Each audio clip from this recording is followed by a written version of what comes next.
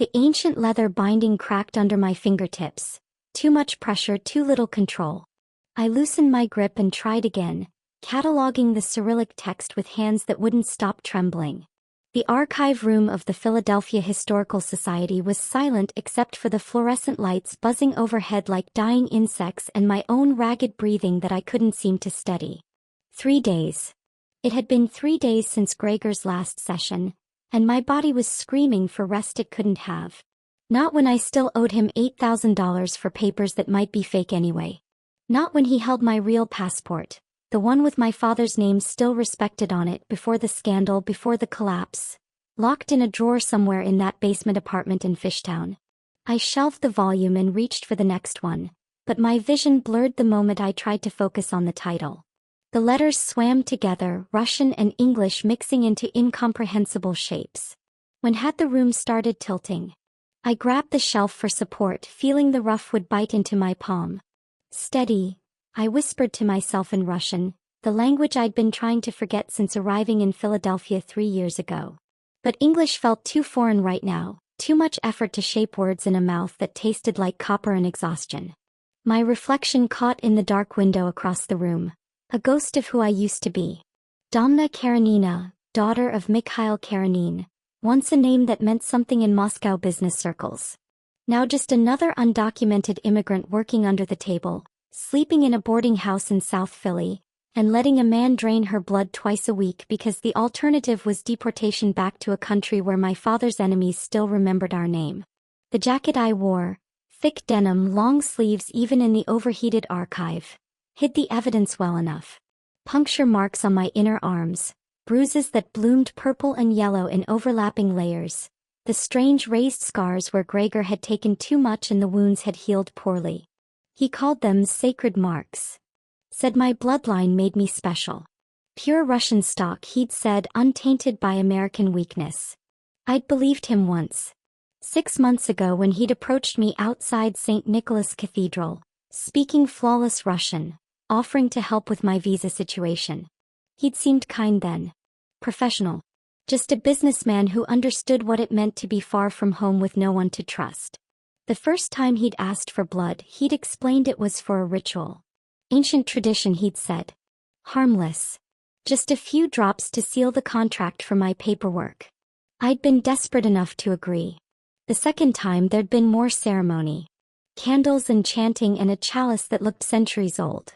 The third time I'd realized he was never going to stop. That the papers would always be almost ready, and the price would always be just one more session. But by then I'd already given him too much leverage. He knew where I worked. Knew I was illegal. Knew I sent money back to my mother in St. Petersburg every month, and that she'd starve without it because my father's creditors had taken everything else. My knees buckled without warning. I caught myself against the shelf, but my hands had no strength left. The archive room spun, shelves whirling past in a blur of leather spines and dim light. I tried to call out, but my voice died in my throat. The floor rushed up to meet me. And then it didn't. Strong arms caught me before impact. Arms that felt wrong, too solid, like marble wrapped in expensive fabric. A voice spoke above me, deep and smooth as aged wine, words in English I couldn't quite process through the ringing in my ears. I forced my eyes open, fighting against the gray fog trying to pull me under. Silver white hair. That was the first thing I saw. Hair the color of moonlight on snow, pulled back from a face too perfect to be human. Sharp cheekbones. A jaw that looked carved from stone.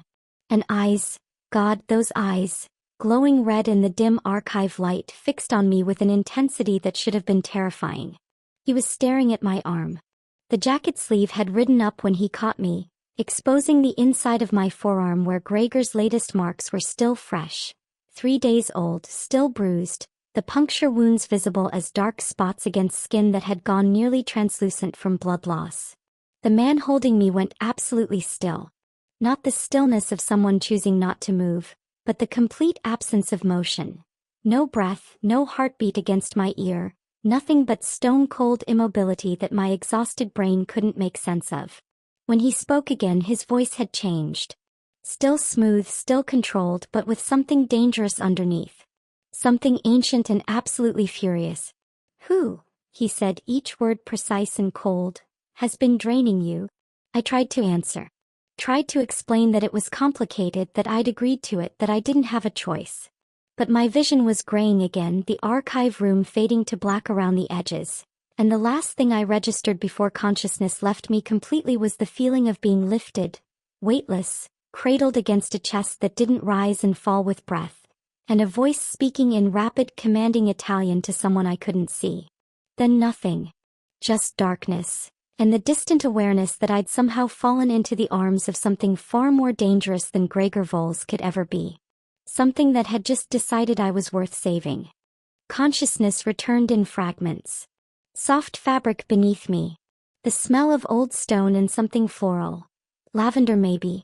Voices speaking in low tones, one male and commanding, the other female and clinical.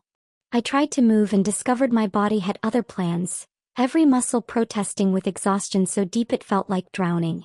Blood volume is critically low, the female voice said, accent thick. Russian but not Moscow Russian. Somewhere further east. She's lost at least 2 pints over the past week, maybe more over the preceding months. The pattern of wounds suggests systematic drainage. Amateur work, but consistent. How long has this been happening? That was the male voice from before. The one that had caught me. Smooth and dark and currently vibrating with barely contained rage. Based on the scarring? 6 months minimum.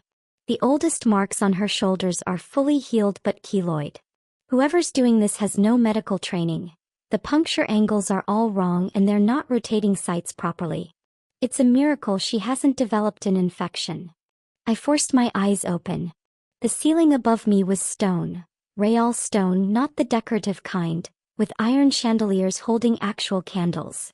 But the light came from recessed LED strips hidden in the crown molding. And the bed I was lying in felt like it cost more than everything I'd owned in my entire life. A woman stood beside the bed, dark hair pulled back in a severe bun, wearing a white coat over what looked like designer clothes. She held a tablet in one hand and was studying me with the detached interest of someone examining a particularly interesting specimen. When she noticed I was awake, her expression didn't change. Miss Karanina. I'm Dr. Mira Ostrovsky. You're safe here, but I need to examine your wounds. May I have your consent? I tried to sit up. Failed. Tried again and managed to prop myself on my elbows before the room started spinning. Where? My voice came out as a croak. Where am I? Rittenhouse Square, said the male voice, and I turned my head to see him standing by the window. He'd changed clothes since the archive, now wearing what looked like formal evening wear. A charcoal suit with subtle embroidery at the collar and cuffs that seemed to shimmer in the candlelight. His silver-white hair was still pulled back, but I could see it properly now, falling nearly to his shoulders.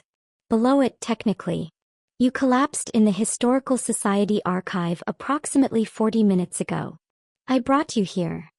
I need to leave. I swung my legs off the bed, ignoring the way the world tilted dangerously. I have to. My shift at the library starts at 7 and if I don't show up. You're not going anywhere. He moved from the window with impossible speed, suddenly standing beside the bed without having crossed the space between. My exhausted brain couldn't process it. Not in your condition. Dr. Ostrovsky needs to examine you and then you need food, fluids and rest. In that order. You can't keep me here. I stood up, which turned out to be a mistake. My knees buckled immediately. The man caught me before I hit the floor. Again, and this time I felt it clearly. No heartbeat. No warmth. Just solid, immovable cold beneath expensive fabric. I'm not keeping you, he said, settling me back on the bed with a gentleness that contradicted his obvious strength. I'm preventing you from killing yourself through stupidity. There's a difference. Dr. Ostrovsky made a sound that might have been amusement. Zevran, you're terrifying her. Perhaps try being less yourself for 5 minutes. Zevran. The name meant nothing to me, but the way Dr. Ostrovsky said it, with familiarity but also respect, suggested he was someone important. Someone used to being obeyed. I don't need help, I said, hating how my voice shook. I just need to go back to work. I have responsibilities. The Historical Society has been informed you're ill and won't be in for the next week, Zevran interrupted. I had Thorn handle it while we were in transit. Your supervisor Harriet seemed concerned but understanding. Panic clawed up my throat. You had no right. I had every right. He pulled a chair over and sat, which somehow made him more intimidating rather than less. Those red eyes, and they were definitely red, not a trick of the light, fixed on me with absolute focus. Someone has been systematically draining you for months. You're malnourished, dehydrated, and approximately 48 hours from complete cardiovascular collapse. So no, Miss Karanina, you're not going back to work. You're going to let Dr. Ostrovsky examine you, you're going to eat the food that's being prepared, and then you're going to sleep in a bed that isn't infested with bedbugs in a boarding house in South Philadelphia. Am I clear? The fact that he knew where I lived should have been more frightening than it was. Instead, I felt something crack inside my chest. Some wall I'd been holding up through sheer willpower. How do you know? Your address was in your bag. Along with your expired visa, a phone with 17 missed calls from someone named Gregor, and approximately $40 in cash. He leaned forward slightly. Now, who is taking your blood and why are you letting them? The shame hit me like a physical blow. I looked away, focusing on the tapestry hanging on the far wall. Something medieval, a hunting scene with lords and ladies. It's complicated. Uncomplicate it. He said he could help with my papers. The words came out flat, emotionless. Easier that way. Immigration papers. Work visa. I came here 3 years ago when my father's business collapsed. We had a tourist visa. My mother and I were supposed to go back after 6 months. But there was nothing to go back to. His partners had accused him of embezzlement. It wasn't true, but no one cared. We were disgraced. My mother went back anyway, but I stayed. Got work under the table. Sent money home. And Gregor offered to arrange legitimate documentation. It wasn't a question. For a price. The price kept changing. Getting higher. And then one day he said there was another way I could pay. I touched my jacket sleeve reflexively, then realized Dr. Ostrovsky had removed it at some point. My arms were bare, the marks visible in the soft light. Fresh punctures overlapping old scars, bruises in layers of purple and yellow and green. He said my blood was special. Pure Russian lineage. That it would help with his ritual. That it was sacred. Zevran's expression didn't change, but the temperature in the room seemed to drop 10 degrees. A blood cult. I don't know what that means. It means, Dr. Ostrovsky said, pulling on gloves with practiced efficiency, that you've been victimized by a human who believes consuming blood, particularly blood from specific ethnic backgrounds, will grant him supernatural abilities. They're delusional at best, dangerous at worst. May I examine your arms now? I nodded, too tired to protest. She worked quickly, professionally, documenting each wound with her tablet's camera, checking for signs of infection, asking questions about frequency and volume. Twice a week. Maybe a pint each time. Sometimes more if Gregor was feeling particularly zealous about his ascension. You're lucky to be alive, she said finally, straightening. Another month of this and you would have needed a transfusion. Maybe multiple transfusions. The human body can regenerate blood, but not at the rate he was taking it. I didn't have a choice. There's always a choice. Zevran stood and I realized he was tall, well over 6 feet, with a presence that filled the room. Gregor Voles. That's his full name, yes? The man who's been doing this. How did you? The phone calls. I checked while you were unconscious. Apologies for the invasion of privacy, but given the circumstances, I felt it was warranted. He moved toward the door, then paused. You are under my protection now, Miss Karanina. No one will touch you again without facing me. Do you understand? I didn't understand anything. Not why this stranger with red eyes and no heartbeat cared, not why he'd brought me here, not what he meant by protection. But something in his voice, absolute certainty, ancient authority, made me believe him anyway. Why? The question came out as a whisper. Why are you helping me? He looked back and for a moment something raw crossed his face. Grief maybe. Or guilt. Because 400 years ago I failed to save someone in your exact position. I will not fail again. Then he was gone, the door closing behind him with a soft click that echoed in the stone chamber.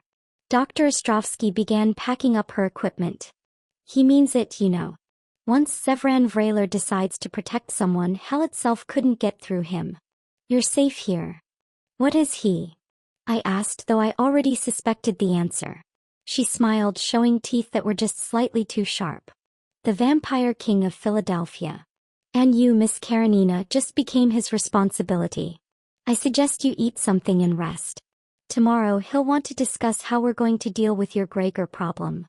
She left me alone in the room with its strange mix of medieval stone and modern luxury. Someone had laid out clothes on a chair, soft pants and a cashmere sweater that looked new.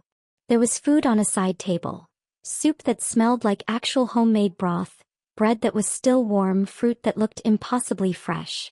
I ate because my body demanded it, tasting nothing. Then I lay back on sheets softer than anything I'd ever experienced and stared at the candlelit ceiling. A vampire. I'd collapsed in front of a vampire king. And somehow, impossibly, that felt safer than everything I'd left behind. I woke to the smell of coffee and the disorienting realization that I'd slept 12 hours straight. The clock on the nightstand, actual antique brass, not digital, showed 10:47 a.m. Sunlight filtered through what I now saw were high windows near the ceiling, small and reinforced but letting in enough light to make the underground chamber feel less like a tomb. Someone had left a tray outside my door. Fresh fruit, pastries that were still warm, and coffee in a French press that was better than anything I'd tasted in 3 years. I ate sitting on the bed, trying to process everything that had happened and failing.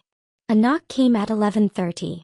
I'd just finished dressing in the clothes from yesterday, my own clothes, cleaned and folded on the chair, when a voice called through the door.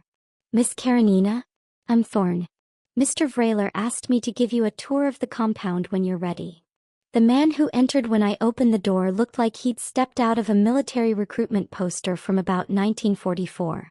Broad-shouldered, ramrod posture, hair cropped close in a style that suggested he'd worn it that way for decades. Maybe centuries. He was also clearly vampire. That same marble stillness, the way he moved with predatory grace even while standing perfectly straight. Ma'am. He nodded with crisp formality. If you'll follow me, I'll show you the main areas. Please stay close. Some sections of the compound are restricted. The underground complex was massive. Thorn led me through corridors that mixed architectural periods like a fever dream. Medieval stone archways opening into rooms with modern furniture, ancient tapestries hanging beside abstract paintings, iron sconces next to recessed lighting. We passed training rooms where vampires sparred with inhuman speed, administrative offices that could have belonged to any corporate building, and a medical wing where Dr. Ostrovsky waved from behind glass walls. How far does this extend? I asked as we climbed a spiral staircase that seemed to go up forever. 3 levels below ground, connecting to most of Center City through the old tunnel system. Philadelphia has extensive underground infrastructure. Subway tunnels, steam tunnels, Prohibition-era passages. We've been expanding it for 200 years. Thorn paused at a landing. The compound houses approximately 60 vampires permanently, with another 100 who maintain residences above ground but use the facilities regularly. Mr. Vraelor's authority extends throughout the city, but this is the seat of power. We emerged into what could only be described as a great hall. Stone columns supported a vaulted ceiling at least 40 feet high, with chandeliers that looked like they belonged in Versailles. A massive table dominated the center, surrounded by high-backed chairs. This was where power was exercised, I realized. Where the Vampire King held court. Impressive security theater, said a voice from the doorway, and I turned to see someone new. Young, or young-looking at least, with dark hair and eyes that weren't quite red but weren't quite human either. He wore jeans and a leather jacket, considerably more casual than anyone else I'd seen. Thorn's giving you the intimidation tour, I see. Making sure you understand how serious and powerful we all are. Roan. Thorn's tone held warning. Miss Karanina is a guest under protection. Show respect. I am showing respect. I'm being honest. The young man, Roan, extended his hand to me. Roan Striker. Damper, which means half vampire, half human, and generally considered a useful bridge between the two worlds. Also means I can walk in daylight and eat actual food, which makes me infinitely more fun than these undead fossils. I shook his hand, surprised by the warmth. Domna Karanina. I know. You're the blood cult victim Zevran rescued from the archive. Word spreads fast down here. He glanced at Thorn. I can take it from here. I'm supposed to explain the feeding protocols anyway, and you make it sound like a tax code. Thorn looked like he wanted to argue but simply nodded. Mr. Vraelor wants her in the east dining room at 7 for dinner. Don't be late. After he left, Roan's demeanor shifted slightly. Less performative casualness, more genuine concern. Real talk, how are you feeling? Mira said you were in pretty bad shape. Better. Confused. Still not entirely sure this is real and not some elaborate hallucination from blood loss. It's real. Unfortunately. He started walking, gesturing for me to follow. Let me explain how things work here because nobody else will be straight with you. Zevran runs Philadelphia with absolute authority. He's old.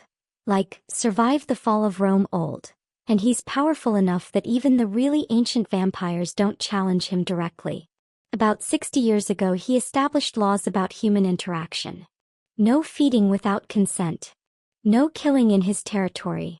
No turning humans without council approval. It was revolutionary at the time. Also made him a lot of enemies. We entered a smaller room with comfortable seating and a coffee bar that would have made any cafe jealous. Roan poured himself something that smelled like espresso. Some vampires think he's too soft. That humans are prey, not partners. They obey because he's stronger than them, but they don't like it. Which means you need to be careful. You're under his protection, which means you're safe from direct threats. But it also makes you a political statement. Some vampires will resent you for existing. That's comforting. It's honest. Better you know now. He studied me over his cup. The feeding protocols are actually pretty reasonable. Vampires here use willing donors. Humans who are compensated, medically monitored, and can refuse any session without consequences. It's all very organized and boring. Nothing like what was happening to you. The mention of Gregor made my stomach twist.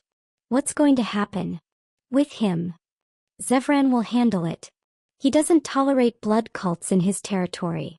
They make his job harder. Every time some human lunatic claims they're becoming immortal through blood rituals, it increases the risk of exposure. Plus, he has personal reasons for hating them. Roan's expression turned serious. He lost someone to a cult a long time ago. Before I was born, and I'm 93. He doesn't talk about it, but everyone knows the story. French woman, scholar, love of his existence. He gave her freedom to maintain her human life and cultists kidnapped her. By the time he found them, she was dead. He executed every single member of that cult personally. Made it last for days. I felt cold despite the warm room. That's who he meant. When he said he failed someone. Yeah. Isabeau. Her name's forbidden in the compound. Not by law, just by respect. Nobody wants to remind him. Roan set down his cup. Point is you're safe here. Safer than you've been in months, probably. But you should know what you're walking into. This world has rules, politics, and dangers you can't see coming. Stay close to your protection detail, don't wander into restricted areas, and for the love of God, don't trust any vampire who questions why Zevran's helping you. By the time evening arrived, I'd seen most of the public areas and met a dozen vampires whose names I immediately forgot. Each one had treated me with formal courtesy, but I felt their attention like pressure on my skin. Predators assessing prey and finding me marked as off-limits. The east dining room was intimate compared to the great hall. Just one table set for two with candles and wine and food that actually smelled appealing. Zevran was already there, dressed less formally than before but still elegant in black shirt and trousers. He stood when I entered. Miss Karanina. Please sit. I hope Thorn and Roan weren't too overwhelming. Thorn was professional. Roan was honest. I took the chair he indicated, watching as he poured wine with movements that were too precise to be anything but carefully controlled. He told me about the feeding protocols. And the politics. Did he?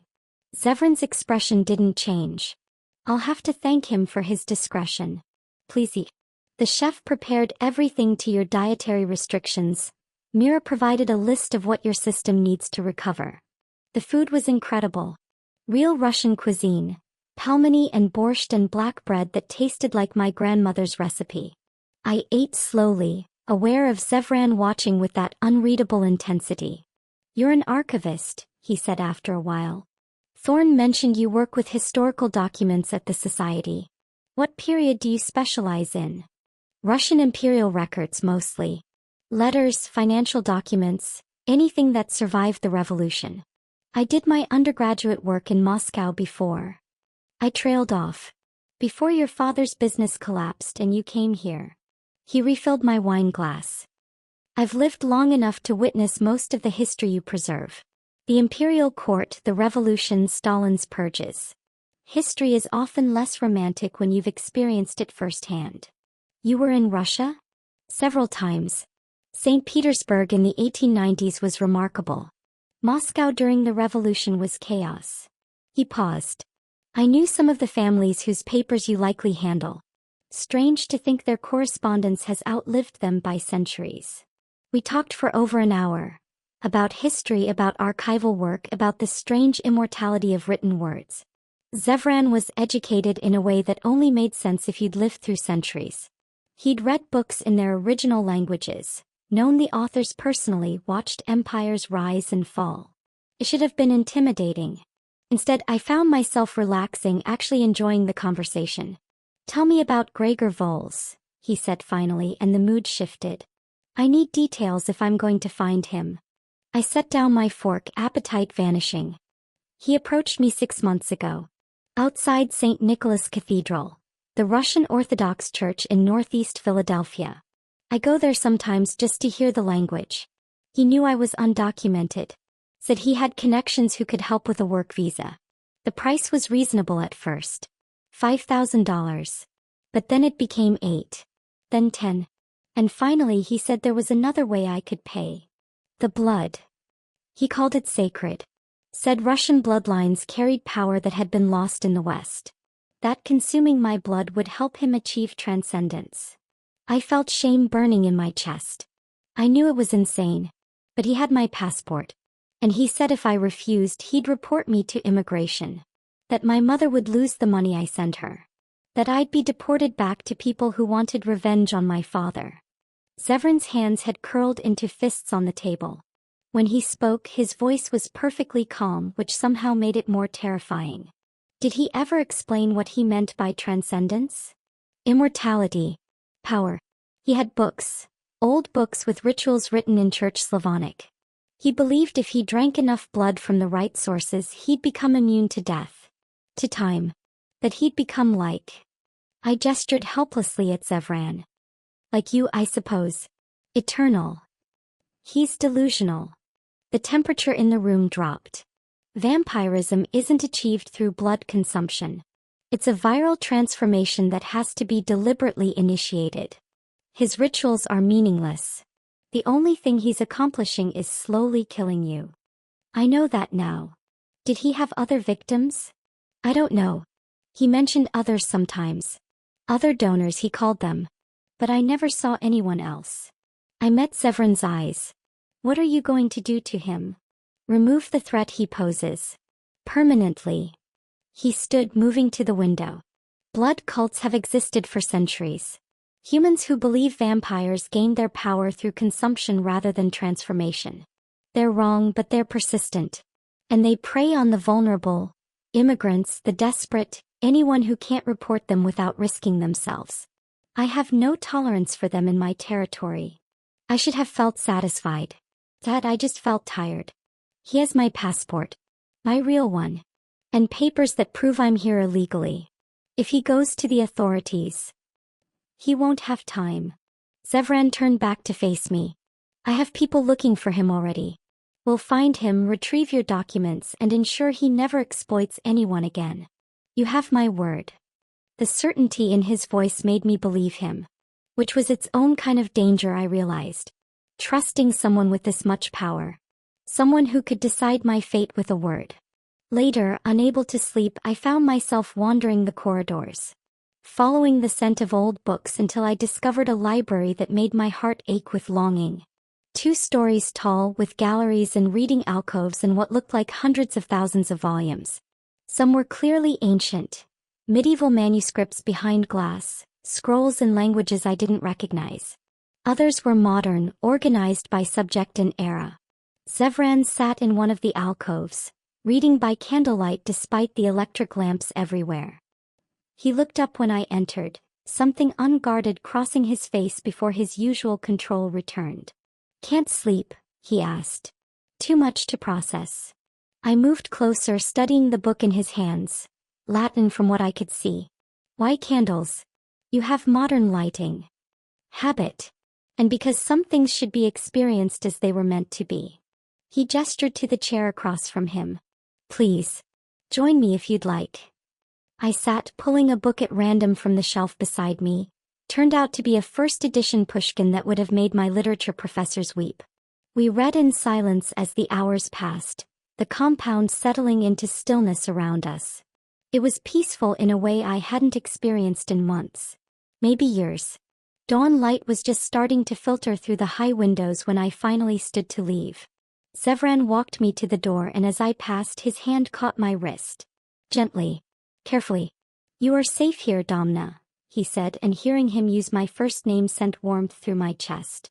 "I need you to believe that." His touch lingered a moment too long. Long enough for me to feel the cool silk of his skin, the controlled strength in those fingers that could crush stone but held me like I was made of glass. Long enough for me to recognize the heat that flared low in my stomach, the awareness that this wasn't just gratitude or relief. I was attracted to him. To this ancient, dangerous creature who'd caught me when I fell and offered protection without demands. To someone who treated me like I mattered when I'd spent 6 months being treated like livestock. The realization terrified me. Was it real? Or just trauma bonding, my brain conflating safety with affection? Stockholm Syndrome in vampire-themed packaging? But when I met his eyes and saw the careful distance there, the way he released my wrist immediately and stepped back, the visible effort it took him not to reach out again, I understood. He felt it too. And he was just as afraid of it as I was. "Good night, Zevran," I whispered. "Good morning, Domna." I left him standing in the library doorway, backlit by candlelight and dawn in equal measure, and knew with absolute certainty that everything had just become infinitely more complicated. 3 weeks in the compound and I'd almost forgotten what sunlight felt like on my skin. Almost. The high windows in my room let in enough daylight to mark time's passage, but I hadn't been above ground since Zevran carried me through the archive. Part of me missed it. The larger part recognized I was stronger than I'd been in months. Good food, real rest, and blood volume that had finally returned to normal levels. I'd established a routine. Mornings in the small office Zevran had arranged, working remotely with digital scans of documents the Historical Society sent over. Afternoons training with Thorn in the compound's gym, learning self-defense that felt absurdly inadequate against vampires but gave me something to do with my nervous energy. Evenings in the library, often with Zevran, reading in that companionable silence that had become my favorite part of each day. Dr. Ostrovsky found me on a Tuesday morning, tablet in hand and an expression I'd learned to recognize as scientific fascination. "I need you for an examination. Strictly voluntary, but I think you'll find the results interesting." Another blood panel? Something more comprehensive. "I'm building a database of blood cult victims, trying to identify markers that might help us find others before they reach critical condition. Your recovery has been remarkable and I'd like to document it properly." The medical wing was quiet, just Mira and her equipment and the soft hum of machines I couldn't identify. She took samples, ran tests, asked questions about my health history going back to childhood. Then she pulled out a device that looked like a modified ophthalmoscope and asked me to look into it. "I'm measuring neural response to specific stimuli," she explained, adjusting settings. "This will feel strange, but it won't hurt. Just keep your eyes open and try not to blink." The light that flashed was wrong somehow, too red, pulsing in patterns that made my brain itch. I felt something trying to push into my thoughts, a pressure that built and then just stopped. Slid away like water off glass. Mira went very still. She ran the test again. Same result. A third time with different settings. Nothing changed. Wait here, she said, already moving toward the door. Don't leave this room. She returned with Zevran 10 minutes later. He looked concerned in that carefully controlled way that meant he was actually worried. Mira says she found something unusual. Unusual is an understatement. Mira pulled up data on her tablet showing him readings I couldn't interpret. She's immune. Complete total immunity to compulsion. I've tested it 6 times with increasing intensity. Nothing. She doesn't even register the attempt. Zevran's expression shifted through several emotions too quickly to track. That's not possible. The readings don't lie. Look at the neural patterns. There's no response to the compulsion frequency at all. It's like her brain is operating on a completely different wavelength. Mira turned to me. Have you ever been compelled by a vampire? Even subtly? A suggestion that felt too easy to follow, a memory that seemed fuzzy. I thought back to my interactions with the vampires in the compound. The way some had looked at me intently while speaking, the pauses that felt loaded. No. Should I have been? Most vampires use low-level compulsion constantly without thinking about it, Zevran said, and his voice was strange. Small suggestions. Minor adjustments. It's how we move through the human world without constant conflict. But you... He moved closer, and those red eyes fixed on mine with absolute intensity. Look at me, Domna. Don't look away. I felt the pressure again. Stronger this time, focused, a command wrapped in vampire power that would have made anyone else obey without question. It rolled off me like I was coated in something slippery. I raised an eyebrow. Is that supposed to do something? Christ. Zevran actually stumbled back a step. How long have you had this? Always, presumably, Mira answered for me. It's genetic. Incredibly rare, maybe 1 in 10 million. I've only read about it in historical texts. There are records of immune humans becoming powerful political figures in vampire courts because they couldn't be controlled or manipulated. The implications crashed over me. Gregor knew. That's why he wanted my blood specifically. He must have tested you somehow and realized what you were. Zevran was pacing now, that predatory grace becoming visible as his control slipped. Immunity can't be transferred through consumption. His ritual was pointless. But he would have believed it could be. Would have thought your blood was the key to becoming unkillable. This makes her incredibly valuable, Mira said carefully. And incredibly dangerous. If word gets out. It won't. Zevran's tone brooked no argument. This information stays between the 3 of us. Thorn and Roan can know, but no one else. Not until we understand the full implications. But of course, secrets in the vampire world were currency. And someone was always buying. I learned later that Zevran cross-heard about my immunity within 48 hours. Learned it from Roan, who mentioned it casually while explaining why Zevran received a terse message about how he'd found out through his spy network. Someone in the medical wing who reported directly to him. By then the damage was done. Thorn's training sessions took on new urgency. He taught me pressure points, vulnerable areas, how to move when someone faster and stronger came at me. Roan supplemented with the kind of information vampires didn't want humans knowing. Their dependence on certain blood temperatures, the way silver actually worked. Not as dramatically as fiction suggested, but enough to hurt. The fact that decapitation really was the only guaranteed way to kill one. You're not going to win a fight against a vampire, Roan said bluntly during one session. But you might survive one long enough for help to arrive. That's the goal. That evening Zevran found me in the library. He looked different. Less controlled, more uncertain than I'd seen him. I need to ask you something. You can refuse without consequence, but I'd be grateful if you'd consider it. All right. Your blood. I'd like to understand its properties. What makes it different? He wouldn't meet my eyes. That would require feeding from you. Directly. Not a clinical sample. The act of feeding itself affects how we process blood. I would never ask if it wasn't important. My heart was suddenly loud in my ears. You want to bite me? Yes. But only with your full informed consent. You can refuse. You can change your mind at any point. I'll stop the moment you ask. Finally, he looked at me. I would never take from you, Domna. Only accept what you choose to give. I thought about Gregor's feedings. The fear and pain and degradation. The way he'd held me down while I cried, telling me it was sacred, that I should be honored. Then I thought about Zevran catching me when I fell. The careful distance he maintained. The way he'd kept every promise. Yes, I said. I trust you. We went to his private chambers. Not the ceremonial rooms, but his actual living space. Comfortable furniture, books everywhere, windows showing the underground gardens he'd had cultivated with UV lights. He sat on the couch and gestured for me to join him. Tell me if anything feels wrong, he said, and his voice was rough. Pain, pressure, fear, anything. I'll stop immediately. I tilted my head, exposing my throat, and watched his eyes track the movement. His pupils dilated, fangs extending slightly, but his hands were gentle when they cupped my shoulders. Ready? Yes. The bite was sharp but brief. A sting and then pressure and then something else entirely. Warmth spreading from the puncture points, my blood flowing into him while his saliva released something that made everything soft and hazy. Not compulsion, Mira had explained earlier.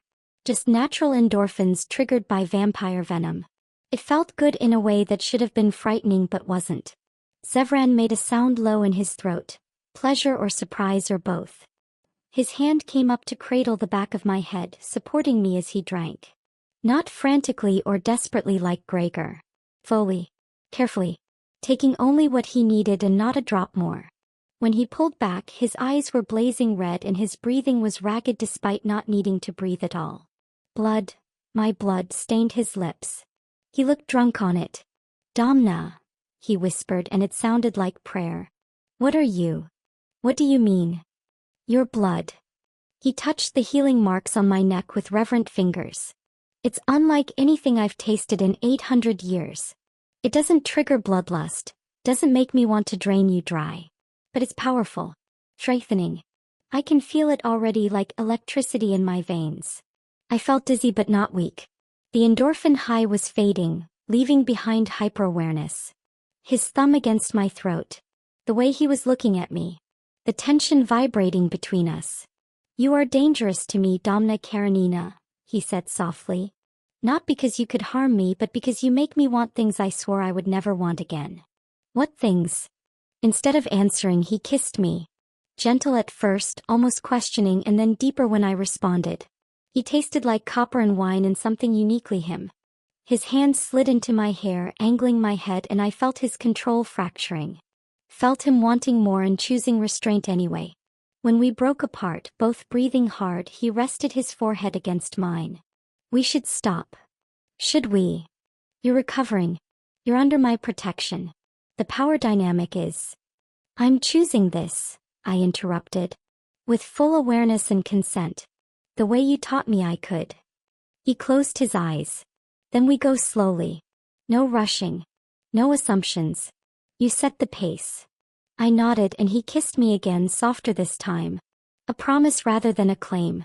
Later, alone in my room, I stood in front of the mirror, touching the marks on my neck. They were already healing, faint silver lines that would fade to nothing in days. I thought about Gregor's marks, raised and ugly and painful. Understood the difference with perfect clarity. Gregor had taken. Zevran had asked. My phone buzzed. Unknown number. I almost ignored it, but something made me look. The photo loaded slowly. Irina Volkova from St. Nicholas Cathedral, bound to a chair, terror in her eyes. Gregor stood behind her, knife pressed to her throat, smiling at the camera.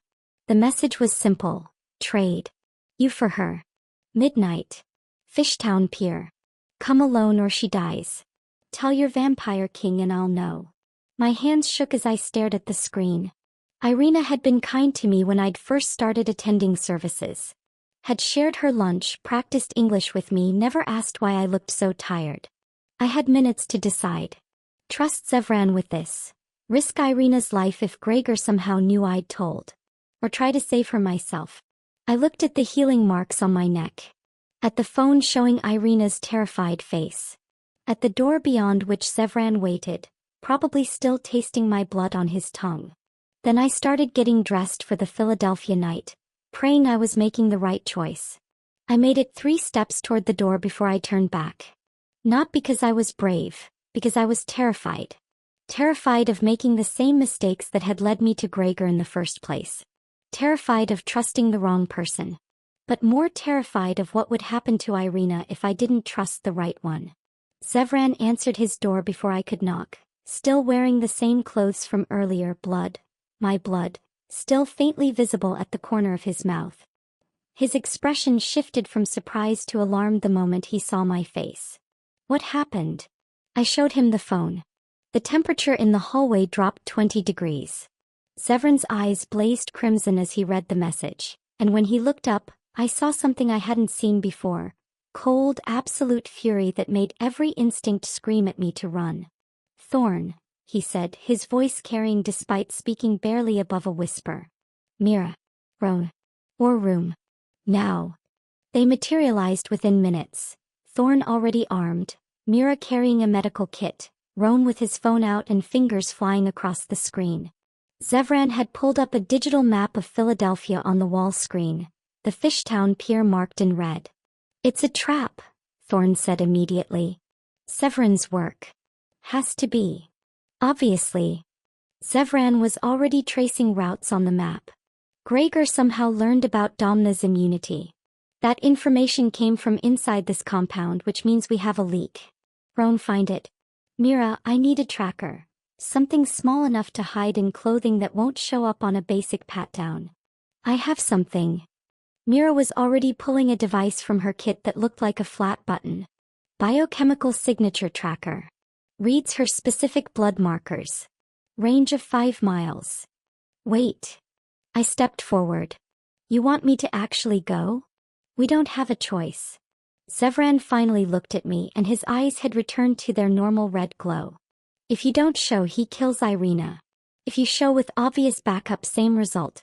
So you go wired for tracking, I follow at a distance and Thorn secures the perimeter.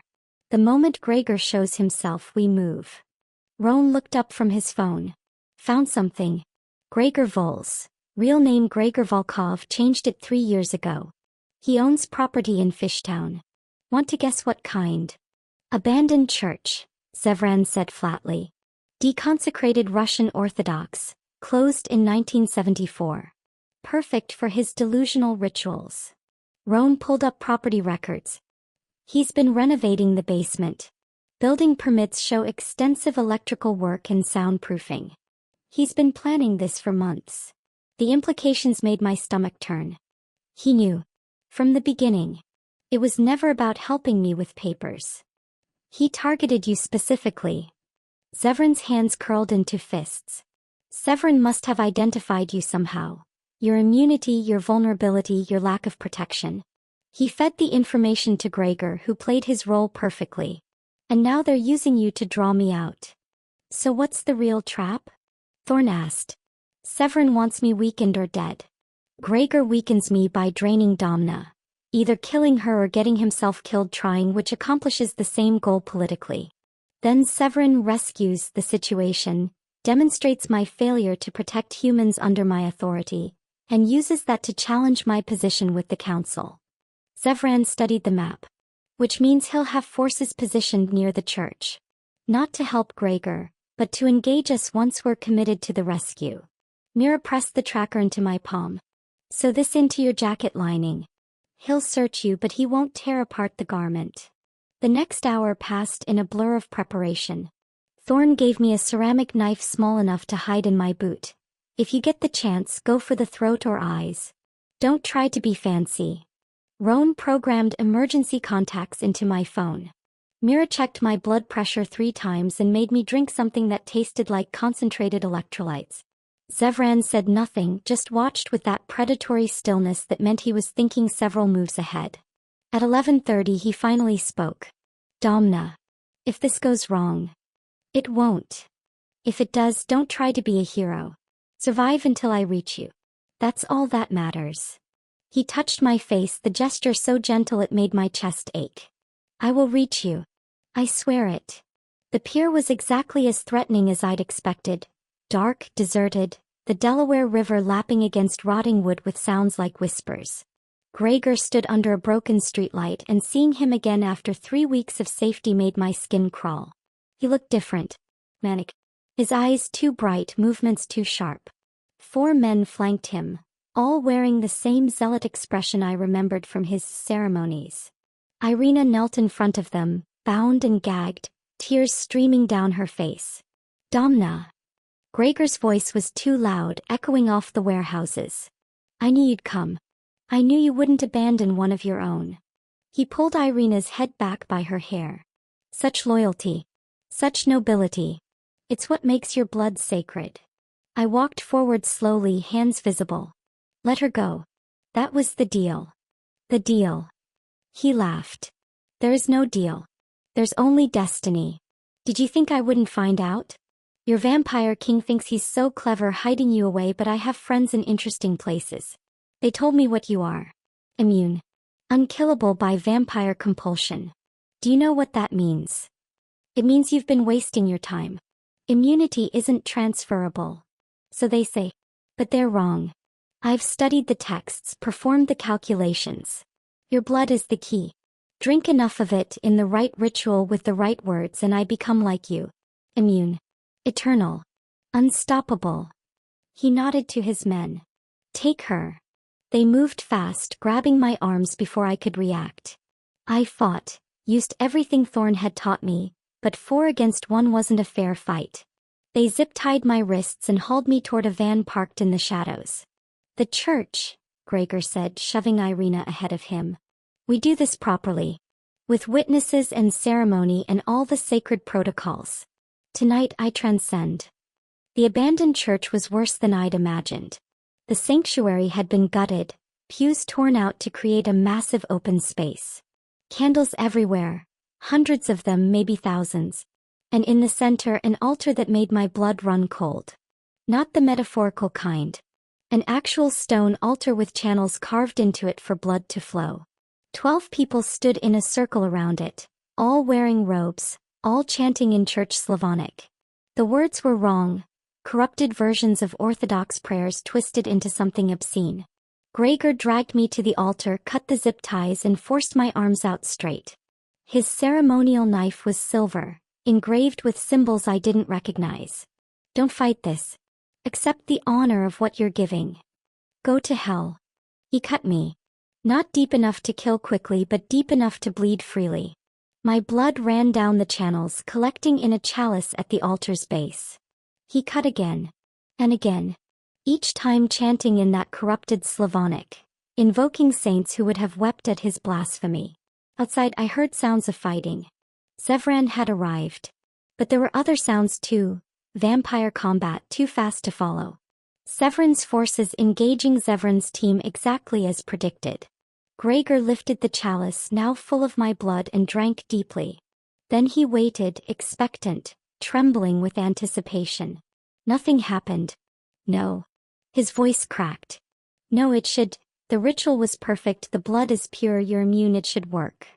Because immunity is genetic, I said through gritted teeth, trying to staunch the bleeding with pressure. You can't steal it by drinking blood. That's not how any of this works. His expression twisted from manic hope to pure rage. Then if I can't have transcendence, I'll have revenge. Your vampire king wants you alive? Let him find your corpse. He raised the knife for a killing blow. I felt his will crash against mine. Compulsion, desperate and poorly executed, trying to force me to stay still. It slid off harmlessly, which gave me the second I needed. The ceremonial knife was still on the altar. I grabbed it, twisted, and drove it into Gregor's throat before he could block. Blood sprayed, his this time, and he fell backward, gurgling, eyes wide with disbelief. The cultists screamed. Some ran. Others surged forward. And then Zevran came through the stained glass window. He moved like violence incarnate. Faster than thought, stronger than anything human. The cultists didn't stand a chance. He tore through them with clinical efficiency, not bothering to kill but rendering each unconscious with brutal precision. He reached me just as my legs gave out, catching me as I collapsed. His eyes were blazing, fangs fully extended, formal clothes shredded and soaked with blood that wasn't his. Domna. Stay with me. Irina, I managed. In the corner. She's alive. Thorn appeared, already moving toward Irina. Mira materialized with medical supplies. The world was getting fuzzy around the edges. And then Zevran walked in.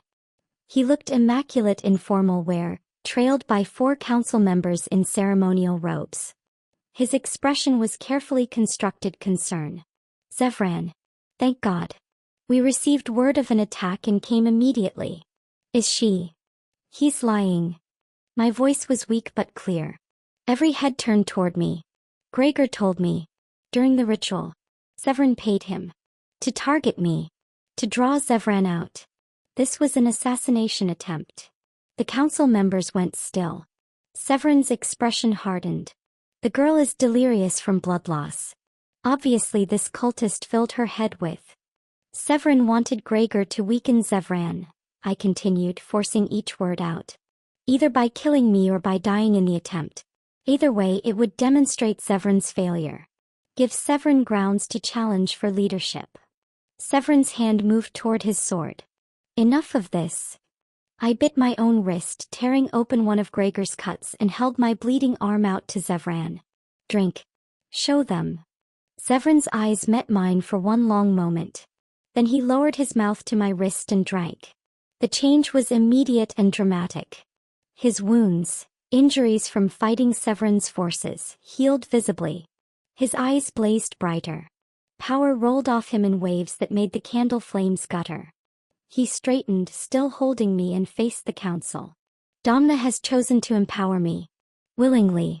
Publicly. Zevran, you've been trying to prove I'm unfit to rule because I protect humans. She just demonstrated that my protection earns loyalty strong enough to change the balance of power in this city. He looked at each council member in turn. Anyone else want to challenge my position? Silence. Then one by one they shook their heads. Zevran's face was murderous, but he was outmaneuvered. He couldn't attack without proving everything I'd said was true. This isn't over, he said quietly, then turned and left, his forces following. The council members bowed, actual formal bows, and retreated. And I finally let myself pass out in Zevran's arms, knowing I'd made the right choice. Knowing I was exactly where I belonged. 6 months changes everything and nothing. The archive room of the Philadelphia Historical Society looked exactly the same. Same fluorescent lights, same leather-bound volumes, same wooden floors that creaked under careful footsteps. But I was different. Everything about me was different. I stood in the center of the room where I'd collapsed a year ago, wearing a dress that cost more than 3 months of my old salary, with legal immigration papers in my name and a position that made Philadelphia's supernatural community treat me with careful respect. Domna Karanina, consort to the Vampire King. Political advisor. Advocate for vulnerable immigrants. The woman who couldn't be compelled. You're thinking too loudly, Zevran said from the doorway, and I turned to see him leaning against the frame with that slight smile he wore when he was trying not to show how much he felt. I can hear your thoughts from across the room. You can't actually read my mind. No. But I know you. He moved into the room, and even after 6 months of watching him move, it still caught my breath. That predatory grace, the controlled power, the careful tenderness he showed only to me. You're remembering. Hard not to. This is where it started. So much had changed. Zevran was gone, exiled after the council's investigation confirmed everything I'd accused him of. His spy network had been dismantled, his allies scattered. Philadelphia was more stable under Zevran's rule than it had been in decades. I'd taken that stability and built something with it. The Sanctuary Network, we called it. Protection and resources for immigrants like I'd been. People vulnerable to predators like Gregor because the system left them no legitimate options. Funded by Zevran's considerable wealth, staffed by volunteers from both human and vampire communities, it had already helped 43 people in 6 months. 43 people who wouldn't have to trade blood for forged papers. My immigration status was resolved through entirely legitimate channels. Zevran's 800 years of existence meant he'd accumulated connections in places I couldn't have imagined. A work visa that became a green card that would eventually become citizenship. The Historical Society had offered my job back officially. Harriet, my supervisor, had been apologetic and curious in equal measure. "We missed you," she'd said. "And your references were impressive." She hadn't asked who'd provided those references. Probably didn't want to know. I worked 3 days a week now, spending the rest of my time on the Sanctuary Network and on the political negotiations that came with being Zevran's consort. Turns out immunity to compulsion made me invaluable in vampire politics. I could tell immediately when someone was trying to use mental influence, could call them out publicly, could negotiate from a position of genuine equality because no vampire could force my compliance. It had shifted the power dynamics in ways even Zevran hadn't anticipated. Other cities were watching Philadelphia, seeing what was possible when humans weren't just prey or property but actual partners. "What are you thinking?" I asked, watching Zevran study the shelf I'd grabbed while falling. "That I almost lost you before I found you." He touched the wood like it was sacred. "That if you'd fallen 30 seconds earlier or later, someone else would have caught you. Or no one would have. That everything we've built hinges on a moment of terrible timing that somehow became perfect. Fate. Coincidence. What? Divine intervention if you believe in such things." He turned to face me. "I've lived 800 years, Domna. I've loved twice. Once centuries ago, once now. And both times it's felt like the universe conspiring to give me something I didn't deserve." My heart was suddenly loud in my chest. "Zevran. Let me finish."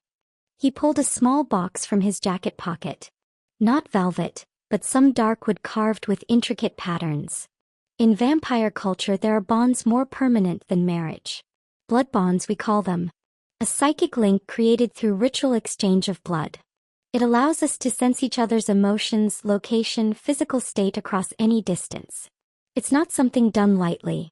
Most vampires never form one in their entire existence. He opened the box. Inside was a ring, white gold or platinum, set with a deep red stone that looked like crystallized blood. Probably was knowing vampire craftsmanship. "I would not bind you without your full consent," Zevran said, and his voice held something I'd never heard before. Vulnerability. Fear. Hope. "You've given me your trust, your blood, your partnership. You've changed Philadelphia, changed me, changed what I thought was possible. I'm asking if you'll give me forever. Or as close to forever as your human lifespan allows." I should have been afraid. Should have questioned whether this was really what I wanted, whether I was making another mistake like trusting Gregor. But I knew the difference now. Could feel it in my bones. "Yes," I said. "Not because you saved me. Not out of gratitude or obligation. But because you've become my home. Because when I think about my future, you're in every version of it. Because I choose you, Zevran Vraelor. Completely. Freely." His relief was visible. Shoulders dropping, eyes closing briefly, that careful control cracking to show the emotion underneath. "The ceremony requires witnesses. Thorn, Mira, and Roan are waiting in the ceremonial chamber. Unless you'd prefer different. They're perfect." The ceremonial chamber was deep in the compound's heart. A circular room with walls carved from living stone and a ceiling that disappeared into darkness above. Thorn stood at attention in formal attire. Mira wore something that looked like it belonged in a museum, and Rome was trying very hard not to grin. The ritual itself was older than any modern religion. Zevran and I stood facing each other, hands clasped, while Thorn recited words in a language I didn't recognize. Probably older than Latin. "The exchange must be equal," Zevran said softly. "I'll take from your wrist. You'll take from mine. The blood creates the link, but the vows make it permanent." He bit first, his fangs piercing my wrist with practiced precision, drawing blood that he held in his mouth without swallowing. Then he offered his own wrist. I bit awkwardly, human teeth not designed for this, until he helped by pressing the vein against my mouth. His blood was cool and strange, tasting like copper and wine and something indefinable. We kissed, sharing the blood between us, and spoke the vows in English because I couldn't manage the ancient language. Promises of protection, partnership, eternity measured in heartbeats rather than years. The moment we swallowed, the bond snapped into place. I gasped at the sudden awareness. Not thoughts, he'd been right that blood bonds couldn't read minds, but emotions. His love for me was vast and fierce, an ocean I could drown in. Relief that I was alive and choosing him after everything. Pride in who I'd become. Fear that he'd lose me the way he'd lost Isabeau. Determination that he wouldn't. And underneath it all, wonder. Like he couldn't quite believe this was real. Through the bond, I felt his awareness of my emotions too. Could feel him sensing my love, my certainty, my complete lack of regret. Domna, he whispered, and it sounded like prayer. We retreated to his chambers while the others celebrated quietly in the ceremonial room. The intimacy that followed was different from that first feeding. No hesitation now, no careful negotiation of boundaries. Just connection, trust made physical, two people choosing each other with absolute clarity. Afterward, lying tangled in silk sheets with dawn light filtering through the heavy curtains, I touched his face and felt his contentment through the bond. I have something to tell you. I can feel your nervousness. I'm pregnant. He went completely still, not vampire stillness but shock stillness. That's impossible. Apparently not. Mira confirmed it yesterday. She says my unique blood chemistry makes it possible. The baby will be damper, half vampire, half human. Stronger and faster than humans, longer lifespan, able to walk in daylight. I watched his face. She also said vampire-human pregnancies are extraordinarily rare. That this shouldn't be possible. But it is. Through the bond, I felt his emotions crash over him in waves. Disbelief. Joy so intense it bordered on pain. Fear, not of the baby but of failing again, of losing another family. And underneath everything, cautious hope rebuilding itself after 400 years of guilt. I never thought. His voice broke. After Isabeau, I swore I'd never risk this again. Never let myself want something I could lose. And now you're telling me that we're building a family. That we're creating something new. That Philadelphia isn't just changing politically but fundamentally. I placed his hand on my still flat stomach. Mira says if this works, if I can carry to term, it proves human-vampire partnerships can create actual future. Not just political alliances but children. Continuation. You're rewriting 800 years of vampire doctrine by existing. He laughed, the sound shaky. Do you have any idea how dangerous that makes you? Yes. That's why I have you. We lay there as dawn fully broke, feeling each other's emotions through the bond. His wonder at the pregnancy. My peace at finally being safe. Our shared hope for the future we were building. The Historical Society archive room was empty when we returned that evening, the building closed and quiet. I stood at the shelf where I'd grabbed while falling, remembering the desperation and fear that had defined my existence a year ago. Through the bond, I felt Zevran's emotions. Pride in how far I'd come, love that was both ancient and new, protectiveness that would never fade, and underneath it all, gratitude that I trusted him enough to let him be this close. What are you thinking? He asked, his arm around my waist. I placed my hand over my stomach, feeling the impossibility of what was growing there. New life, new possibility, new future. I'm thinking about how I fell here and you caught me. How I thought I was falling into darkness but I was really falling into light. Zevran kissed my temple and through the bond I felt his wordless agreement. We left the archive together, walking out into the Philadelphia night toward the life we were building. Complicated, unconventional, and absolutely ours. I didn't look back at the place where I'd been a victim because I wasn't that person anymore.